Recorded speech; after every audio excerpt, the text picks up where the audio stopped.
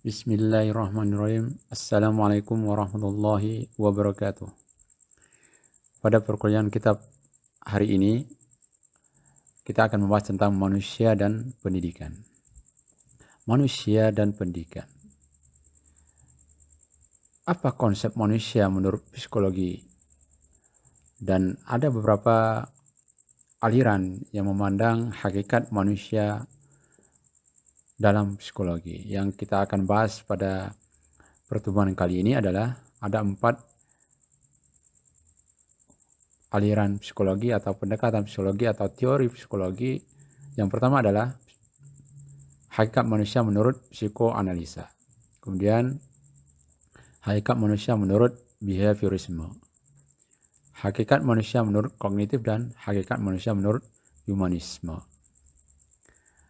Menurut psikoanalisis, yang tokoh utamanya adalah Sigmund Freud, memandang bahwa manusia secara mental akan selalu mempertahankan kuantitas rangsangan serendah mungkin agar tidak mengganggu kesenangan.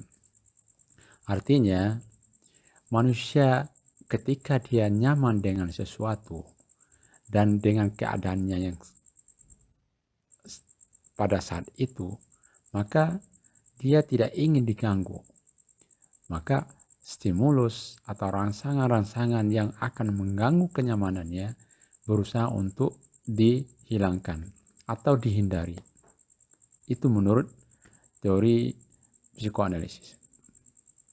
Kemudian yang kedua, manusia memiliki kekuatan insting yang merupakan tuntutan biologis pada pikiran. Manusia punya insting.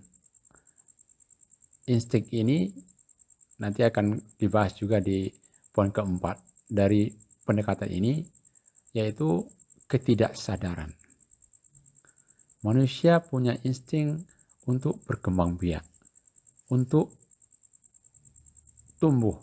Ketika mereka ingin tumbuh, mereka secara insting akan mencari makan ketika lapar, mencari minum ketika haus, begitu seterusnya. Kemudian yang ketiga, manusia sebagai mekanistik, reduksionistik, deterministik, dan pesimistik. Artinya manusia menurut psikoanalisis itu hanya menjalankan mekanisme yang ada dari dorongan instingnya tadi, kemudian disalurkan sesuai dengan tuntutan instingnya, sehingga manusia disebut dengan sebagai makhluk yang mekanistik, reduksionistik, dan kemudian deterministik dan pesimistik. Artinya manusia dipengaruhi oleh ketidaksadarannya. Akan lebih jelas di poin keempat bahwa terdapat 3 struktur mental manusia menurut psikoanalisis. Ada namanya id, insting, yang kita sebutkan sebelumnya. Kemudian ego, akal sehat atau rasionalisasi atau rasionalitas. Kemudian yang terakhir adalah superego, seperangkat aturan moral. Jadi setiap manusia menurut psikoanalisis memiliki 3 struktur ini. Ada insting atau id, ego, rasionalitasnya, superego, aturan atau norma. Untuk lebih jelasnya dapat saya gambarkan seperti ini. Ketika kita lapar, maka kita butuh makan. Lapar itu sendiri adalah insting pada manusia, dorongan pada manusia, dorongan ketidaksadaran. Tahu-tahu sudah lapar karena tidak makan, tahu-tahu sudah haus. Sehingga ego sebagai rasionalitas atau sebagai akal sehatnya, kalau lapar, maka yang dicari adalah makanan. Maka untuk apa yang kita makan? Apakah semua makanan itu dimakan? Maka yang mengaturnya adalah superego. Maka kita mengatur diri kita sendiri atas dorongan insting tadi. Kita akan makan apa yang boleh dimakan. Seperti misalnya kita orang muslim beragama Islam, maka ketika disuguhkan babi misalnya, maka kita tidak akan memakannya karena super ego kita mengatakan bahwa itu bukan makanan yang halal untuk dimakan. Ini sambungan atau kaitan antara tiga struktur kepribadian pada manusia ini. Ada id, insting, ego, akal sehat, dan super ego, norma.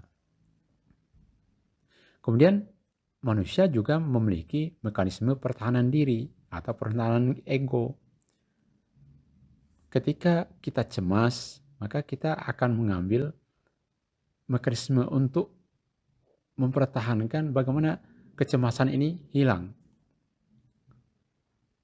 Bagaimana sesuatu yang menyerang, seperti yang kita sebutkan di poin pertama, manusia itu tidak ingin ada stimulus yang mengganggu kenyamanannya. Ketika muncul kenyamanannya diganggu, maka manusia secara otomatis melakukan mekanisme ego. Mekanisme ego masing-masing manusia itu berbeda dalam penerapannya sesuai dengan apa pengalaman masa kecilnya dari 0 sampai 5 tahun.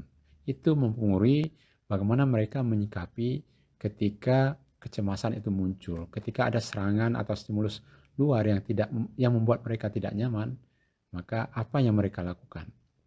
Sebagai contoh, anak kecil ketika dimarahin oleh orang tuanya, maka itu suatu hal yang tidak nyaman bagi mereka, bagi anak kecil.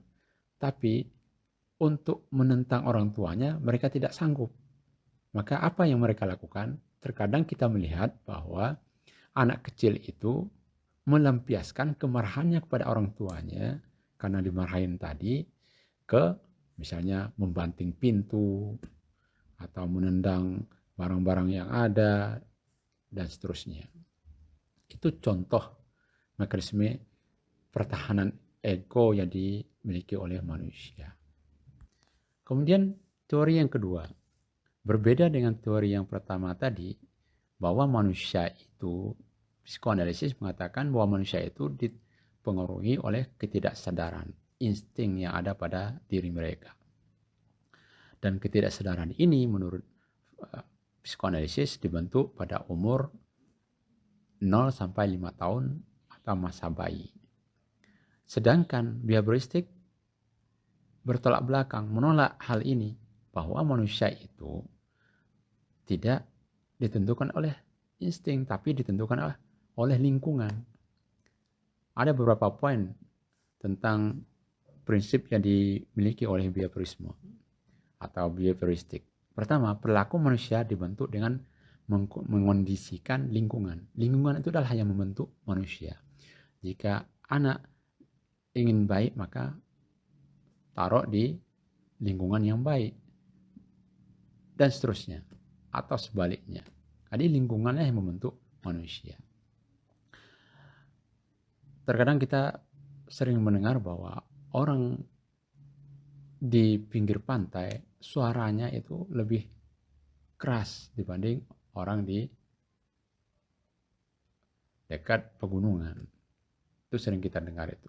Lingkungan itu mempengaruhi perilaku manusia. Ini yang diambil oleh behavioristik. Kemudian behavioristik memandang manusia adalah pada perilaku yang bisa diobservasi. Jadi tidak melihat dalam diri manusia. Walaupun pikiran yang ada pada manusia menjadi kajian juga, tapi yang mereka maksudkan adalah dengan membahasakan dengan perilaku. Berpikir itu adalah kata kerja. Jadi bentuknya kata kerja.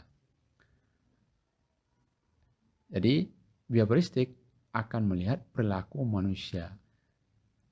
Bagaimana perilaku kebiasaannya sehari-hari. Misalnya siswa seperti apa, sering nggak bolos, sering nggak masuk, bolos misalnya. Itu perilaku. Maka untuk mengubah perilaku yang bolos ini, maka prinsip yang pertama tadi, bahwa mengkondisikan lingkungan yang menentukan. Kemudian yang ketiga adalah yang dikaji adalah perilaku yang tampak yang sekarang dan kini, bukan perilaku yang masa lalu yang sekarang kelihatan. Jadi masa kini yang dimunculkan, bahwa faktornya adalah faktor sekarang, lingkungan, bukan seperti psikoanalisis tadi mengatakan bahwa faktor di masa kecil lah yang mempengaruhi perilaku manusia. Bioprinsip menolak hal itu, bukan masa kecil tapi masa sekarang. Ketika dia hidup sekarang, ya sekarang yang mempengaruhinya, bukan masa lalunya. Konsep berikutnya adalah konsep stimulus yang dilengkapi dengan penguatan, baik itu positif maupun negatif, akan menghasilkan respon yang terkondisi atau yang dikehendaki. Jadi prinsip dasar adalah stimulus respon.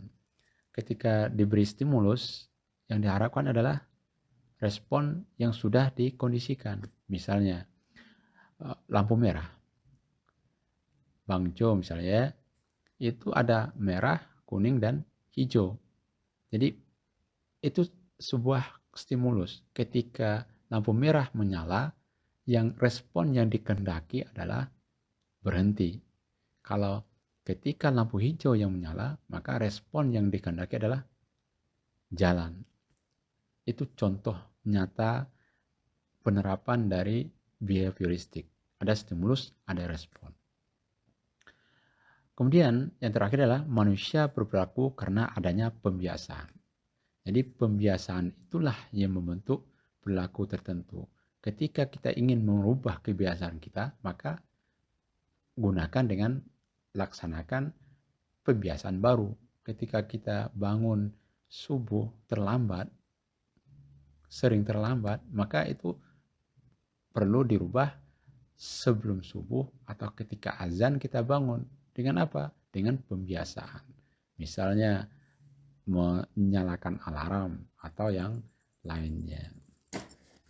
Kemudian yang ketiga adalah humanistik. Humanistik memandang manusia adalah makhluk yang positif, konstruktif, dapat diandalkan, realistik, dan bergerak maju. Jadi humanistik memandang manusia itu positif, bahwa manusia itu mampu untuk menentukan dirinya, bukan seperti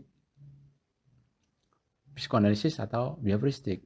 Kalau behavioristik memandang lingkungan yang menentukan, kalau humanistik memandang bahwa manusia itulah yang menentukan, bukan ketidaksadaran yang menentukan, tapi kesadarannya lah yang menentukan bahwa dia akan melakukan sesuatu, mencari sesuatu, meraih sesuatu adalah dia yang menentukan.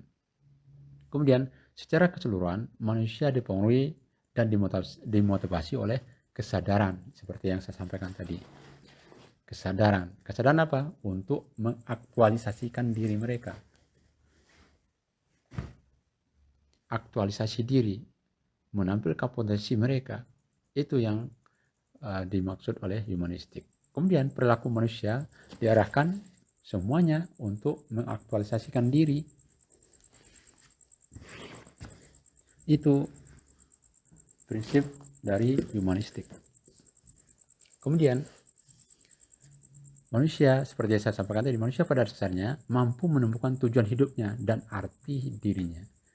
Mereka sadar, kesadarannya itulah yang membuat mereka mampu mengarahkan diri mereka. Kemudian berikutnya, pandangan manusia tentang peristiwa lebih penting dari peristiwa itu sendiri. Bagaimana seseorang itu memandang sebuah peristiwa akan mempengaruhi perilakunya.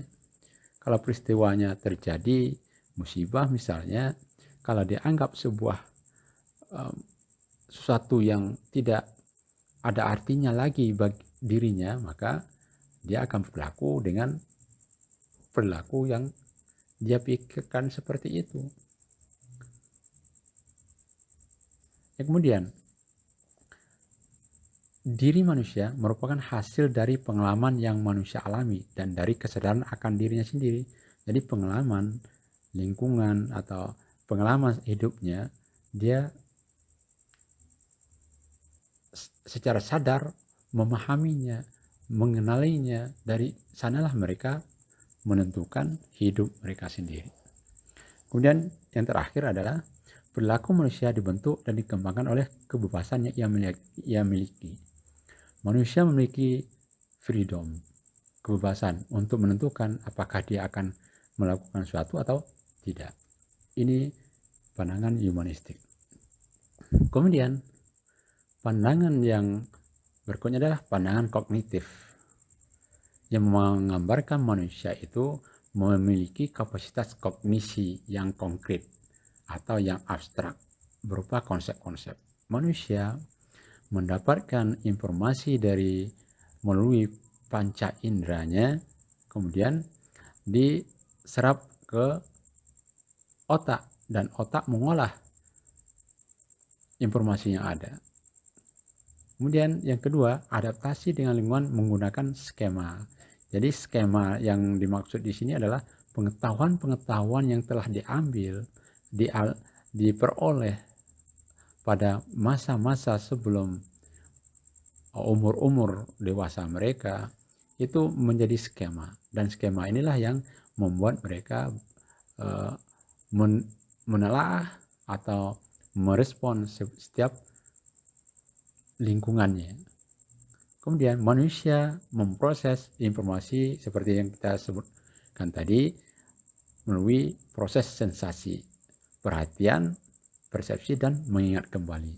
Jadi kita menerima informasi, kita melalui proses sensasi dari panca indera tadi, kemudian akan kita perhatikan, sesuatu itu diperhatikan baru masuk ke persepsi. Kalau tidak diperhatikan maka tidak muncul dari persepsi, walaupun masuk di panca indera kita. Banyak yang kita dengar, banyak yang kita lihat, tapi tidak semua yang bisa kita ingat, karena kita tidak memperhatikan semua yang ada. Hanya yang menjadi perhatian kita yang akan masuk dalam persepsi kita, kemudian masuk ke dalam ingatan kita, kemudian kita ketika ditanya atau ketika bercerita mengungkapkan hal itu. Berarti informasinya kita ingat karena kita perhatikan. Kemudian manusia pada intinya adalah proses dalam kognitifnya, baik berpikir, mempersepsi, merancang skema dan struktur dunianya. Jadi pendekatan kognitif memfokuskan pada proses kognisi yang ada di otak kita, di sistem saraf kita, yang disebutkan oleh pendekatan kognitif adalah sistem saraf manusia mampu menangani aliran informasi yang tak ada habisnya. Jadi memori kita seumur kita sekarang, itu otak kita tidak hang dengan banyaknya informasi yang kita peroleh. Itu fokus utama dari pendekatan kognitif. Lantas manusia sudah kita bahas tadi, hakikat manusia dari pandangan psikologi. Kita ketahui bahwa manusia adalah makhluk pendidikan. Itu bisa dianalisis dari 5 aspek. Pertama, sejarah penciptaan manusia. Yang kedua, tujuan penciptaan manusia. Kemudian potensi yang ada pada manusia. Kemudian alam yang ditinggali atau yang menjadi tempat kehidupan manusia itu dikelola oleh manusia. Kemudian yang terakhir adalah menguasai dunia dan akhirat dengan ilmu. Maka pendidikan, kenapa manusia itu menjadi makhluk pendidikan, bisa dilihat dari 5 aspek ini. Sejarah penciptaan manusia. Antum bisa baca dalam surat Al-Baqarah ayat 30. Bagaimana Allah pertama kali akan menciptakan Adam sebagai manusia pertama dan memberitahukan kepada malaikat. Dan malaikat mengajukan pertanyaan di sana. Maka Allah bantah dengan Allah beritahu malaikat dengan bahwa sungguh aku mengetahui apa yang tidak kamu ketahui. Rahasianya di sini adalah di ayat-ayat berikutnya, di mana pada ayat Al-Baqarah, surat Al-Baqarah ayat 31 dan 32, disitulah manusia pertama Adam alaihissalam diajarkan oleh Allah. Ini kuncinya, bahwa manusia itu adalah makhluk pendidikan. Maka di dalam surah Al-Baqarah ayat 31 disebutkan bahwa dan dia Allah ajarkan kepada Adam nama-nama benda semuanya. Kemudian dia perlihatkan kepada para malaikat. Maka Allah sebutkan kepada malaikat, ayo kalian sebutkan nama-nama benda semuanya ini. Malaikat tidak mampu untuk menjawabnya. Kenapa? Karena malaikat bukan makhluk pendidikan. Bukan makhluk pendidikan. Sehingga manusia itulah pada asal penciptanya adalah menjadi makhluk pendidikan. Ini bukti utamanya. Maka ketika ayat ke-32 dari surat Al-Baqarah ini, Allah meminta Adam untuk menyebutkan nama benda tersebut yang sudah diajarkan oleh Allah kepada Adam. Maka ini bukti asal manusia itu adalah makhluk pendidikan. Kemudian yang kedua adalah tujuan penciptaan manusia. Mungkin kita sudah tahu semua, penciptaan manusia sudah sering kita dengar bahwa wa ma khalaqtul jinna wal ins illa liya'budun. Dan tidaklah diciptakan manusia dan jin kecuali untuk beribadah kepada Allah. Untuk beribadah maka ada dua syarat utama, yaitu ikhlas dan sesuai dengan tuntunan Rasulullah SAW. Bagaimana kita mau ikhlas kalau tidak dididik, diajarkan ilmu tentang ikhlas? Bagaimana kita tahu bahwa sholat itu seperti ini, puasanya seperti itu? Maka dibutuhkan ilmu. Ikhlas ada di surat Al-Bayyinah ayat 5. Kemudian sesuai dengan tuntunan Rasulullah SAW ada di banyak hadis, banyak surat juga. Yang di sini yang saya kemukakan di sini adalah hadis yang diriwayatkan oleh Muslim. Jadi barang siapa yang mengerjakan amal yang tidak ada perintah kami, maka akan tertolak. Itu bunyi hadisnya. Bagaimana kita mau tahu bahwa amal yang kita lakukan ini adalah ada perintahnya dari Rasulullah kalau bukan dengan pendidikan, dengan ilmu?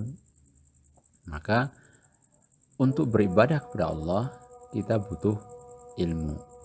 Maka manusia itu sebagai makhluk pendidikan, salah satunya adalah alasannya karena tujuan pendidikan, tujuan penciptaan manusia adalah untuk beribadah. Dan ibadah tidak akan diterima kalau tanpa dua syarat tadi, ikhlas dan tuntunan. Kemudian yang berikutnya adalah manusia memiliki potensi tersendiri dalam manusia. Manusia dilahirkan, diciptakan itu sesuai dengan fitrah. Fitrah ini mana adalah potensi ketauhidan. Ya, ini bisa dibaca di dalam hadis bahwa setiap manusia atau anak yang dilahirkan itu dalam keadaan fitrah. Fitrah maknanya adalah ketauhidan. Ini dikuatkan dalam surat Al-A'raf ayat 172 ketika Allah meniupkan roh ke anak cucu Adam, keturunannya, maka Allah mengambil kesaksian kepada mereka, apakah benar aku ini Tuhanmu, kata Allah, Tuhan kalian. Maka para roh manusia menjawab, qalu bala syahidna, bahwa kami menyaksikan bahwa engkau adalah Tuhan kami, Rabb kami. Ini menandakan bahwa manusia itu sudah punya potensi ketauhidan. Namun walaupun demikian, mereka juga punya dua potensi lain, yaitu ketakwaan dan kefajiran. Mereka punya kecondongan untuk berbuat baik atau berbuat jelek, sebagaimana dalam surat Asy-Syams ayat 8. Fa'alhamaha fujuraha wa taqwaha. Maka Allah mengilhamkan kepada jiwa itu jalan kefasikan dan ketakwaan. Maka oleh karena itu potensi-potensi yang ada pada manusia ini, karena potensi yang ada pada manusia itu ada fujur dan takwa, maka mereka perlu mendapatkan pendidikan agar terarah. Disinilah salah satu alasan kenapa manusia disebut dengan makhluk pendidikan. Kemudian alam yang dikelola oleh manusia. Alam diciptakan untuk dikelola oleh manusia. Sebagaimana dalam surah Al-Baqarah ayat 29. Dialah Allah yang menciptakan segala apa yang ada di bumi untukmu. Kemudian dia menuju ke langit, lalu dia menyempurnakannya menjadi 7 langit, dan dia maha mengetahui segala sesuatu. Syahidnya di sini, yang intinya di sini adalah Allah menciptakan segala apa yang ada di bumi untukmu, untuk manusia. Untuk mengelola alam, manusia perlu